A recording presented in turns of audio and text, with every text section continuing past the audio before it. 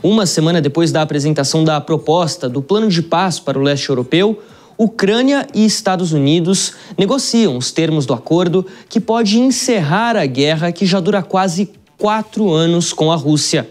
A primeira proposta era considerada inaceitável pela Ucrânia por conta disso aqui que a gente vê no mapa em vermelho, a entrega de territórios para a Rússia. Mais especificamente, a Península da Crimeia, aqui embaixo, anexada em 2014, além das regiões de Luhansk, Donetsk, Zaporizhia e Kherson.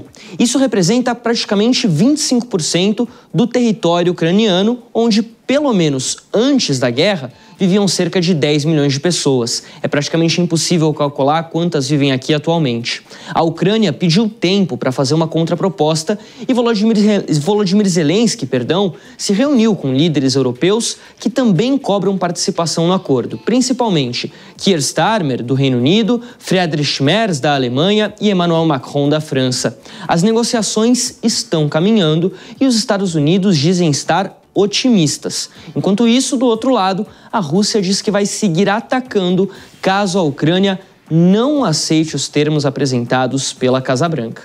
Para falar mais sobre esse assunto, a gente recebe o professor de Relações Internacionais da ESPM, Roberto Ibel. Professor, seja muito bem-vindo. Eu já queria começar te fazendo a seguinte pergunta.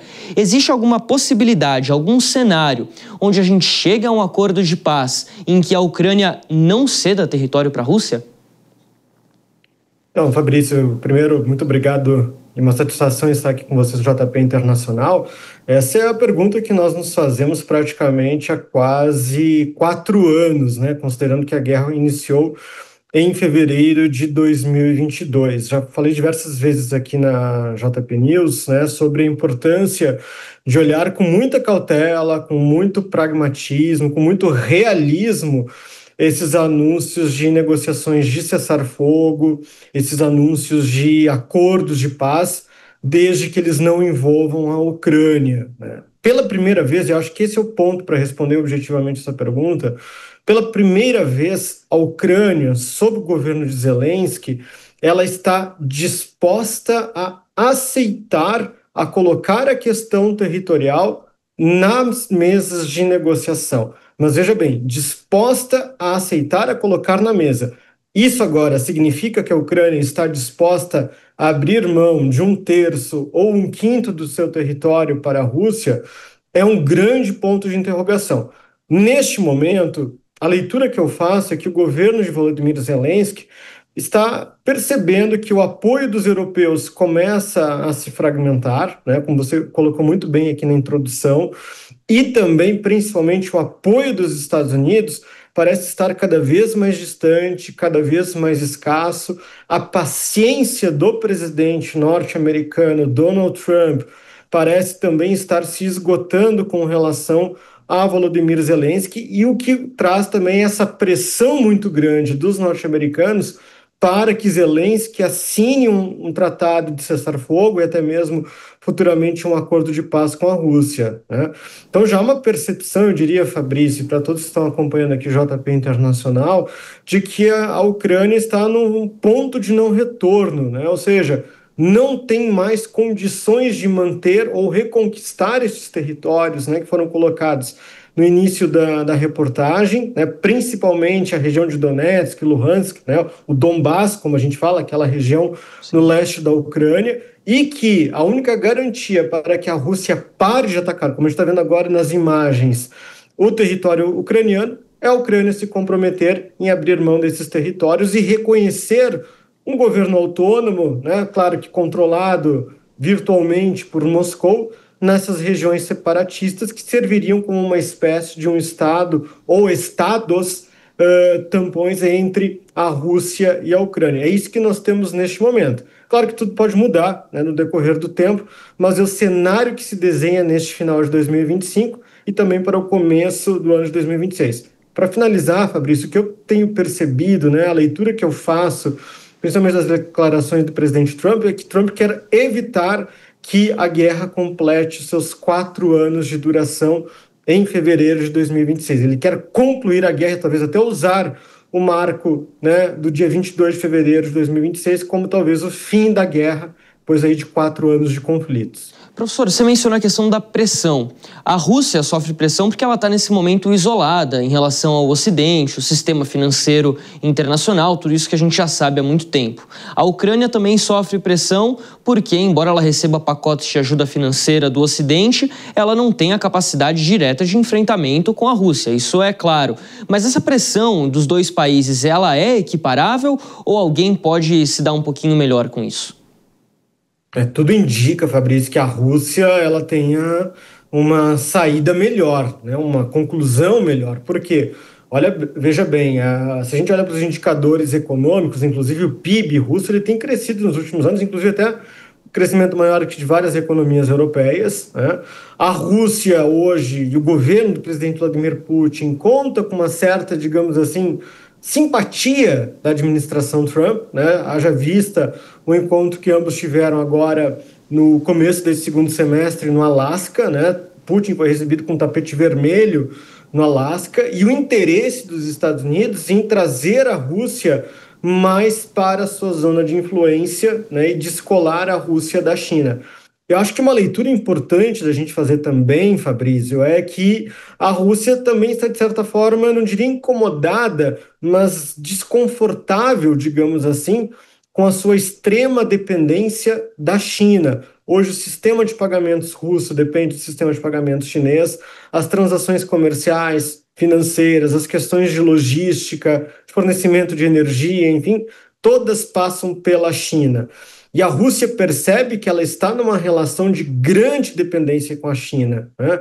Claro, são regimes, tanto de Xi Jinping como de Vladimir Putin, né, que tem aí uma certa sinergia, né, há um entendimento, mas os russos também são muito pragmáticos e olham no retrovisor, olham o que aconteceu com relação à União Soviética e à China no passado, no final da Guerra Fria, né? Não digo que é uma nova detente, né, não é um novo processo de distensão, mas a Rússia se sente, em uma certa medida, incomodada dessa extrema dependência da China e busca talvez equilibrar isso com outros atores. Quando ela enxerga que no governo atual dos Estados Unidos existiria uma disponibilidade, uma abertura para essa aproximação, Putin vai barganhar isso. Claro que Putin também olha com muita cautela, né, para as ações da Europa, entende que qualquer movimento da Rússia pode significar maiores sanções por parte dos europeus. E a Rússia sentiu muito isso, né? Sentiu a questão da compra do gás por parte dos europeus, a compra do petróleo, enfim, de energia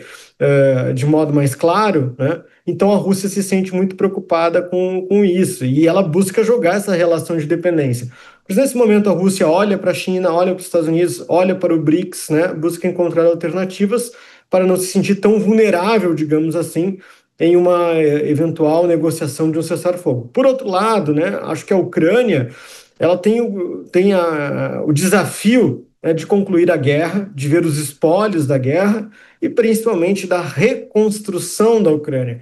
Eu lembro, Fabrício, quando começou a guerra, lá em 22, depois de 6 meses, né, um semestre de guerra, a Faculdade de Ciências Econômicas de Kiev, né, a capital da Ucrânia, fez um cálculo que, naquele momento, a Ucrânia poderia levar 40 anos para alcançar os patamares econômicos antes da guerra. Veja bem, 2022. Quase 4 anos depois, esses números são muito maiores. Então, a Ucrânia, sim, tem a intenção de entrar na União Europeia, ela precisa seguir, né, com regras, mesmo que seja de maneira acelerada, mas ela tem o desafio de ser reconstruída depois da guerra. E o outro desafio é quem vai financiar essa reconstrução. Não acredito que seja o governo dos Estados Unidos, sobre o Trump, que irá financiar a reconstrução da Ucrânia.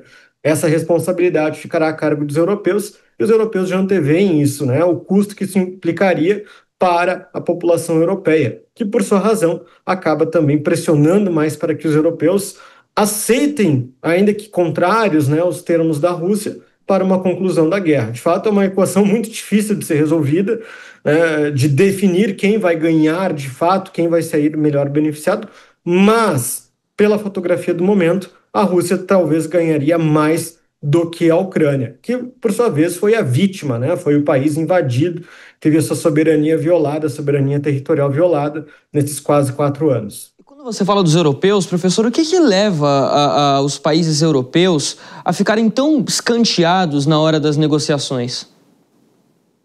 Olha, acho que é uma série de fatores sobre isso. Primeiro, a questão de poder, né? O quanto hoje a União Europeia ela tem poder no sistema internacional. Você fala em sala de aula, quem são as grandes potências hoje no sistema internacional? Estados Unidos, Rússia e China, né?